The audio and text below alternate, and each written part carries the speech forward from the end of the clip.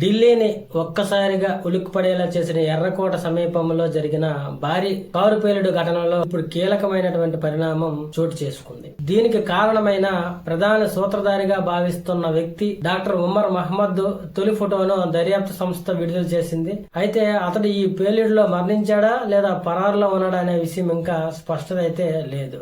సోమవారం సాయంత్రం రద్దీగా ఉండే ప్రాంతంలో జరిగిన ఈ పేలుడులో మొత్తం 13 మంది ప్రాణాలు కోల్పోగా 20 మందికి పైగా తీవ్ర గాయాలయ్యాయి. క్షతగాత్రుల్ని వెంటనే సమీపంలో లోక్ నాయక్ జయప్రకాశ్ నారాయణ ఆసుపత్రికి తరలించారు. పేలుడు జరిగిన రోజు ఎర్రకోట మూసివేయడం ఉండడంతో పెద్ద ఎత్తున ప్రాణ నష్టం తప్పిందని అధికారులు తెలిపారు. పోలీసుల ప్రాథమిక దర్యాప్తు ప్రకారం ఈ అత్యంత తీవ్రమైన పేలుడు ఎర్రకోట మెట్రో స్టేషన్ సమీపంలో నెమ్మదిగా కదులుతున్న హోండాయ్ i20 కారులో జరిగింది. పేలుడు సమయంలో కారులో 3 వ్యక్తులు ఉన్నట్లు పోలీసులు ధృవీకరించారు. ఒక సీనియర్ పోలీస్ అధికారి మాట్లాడుతూ కదులుతున్న i20 కారులో పేలుడు జరిగిందని చెప్పారు. ఇది ఆత్మాహుతి దాడి అయి ఉంటుందా అనే కోణంలో విచారణ చేస్తున్నామని తెలిపారు. అదేవిధంగా ఫోరెన్స్ అధికారులు ప్రాథమిక విశ్లేషణ ప్రకారం ఈ పేలుడులో అమ్మోనియం నైట్రేట్ ఫ్యూయల్ అయినటువంటి ఇతర పేలుడు పదార్థాలు మిశ్రమం ఉన్నట్లు గుర్తించారు.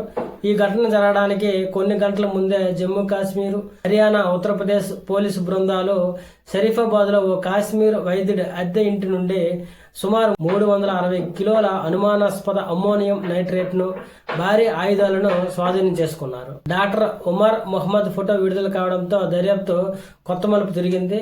దేశవ్యాప్తంగా కలకలం సృష్టించిన ఈ కేసులో ప్రధాన సూత్రధారి పాత్రను, పేలుడికి గల ఖచ్చితమైన కారణాలు, ఈ కుట్ర వెనుక ఉన్న ఇతర వ్యక్తులను గుర్తించేందుకు దర్యాప్తు సంస్థ ఇప్పుడు తీవ్రంగా ప్రయత్నిస్తుంది.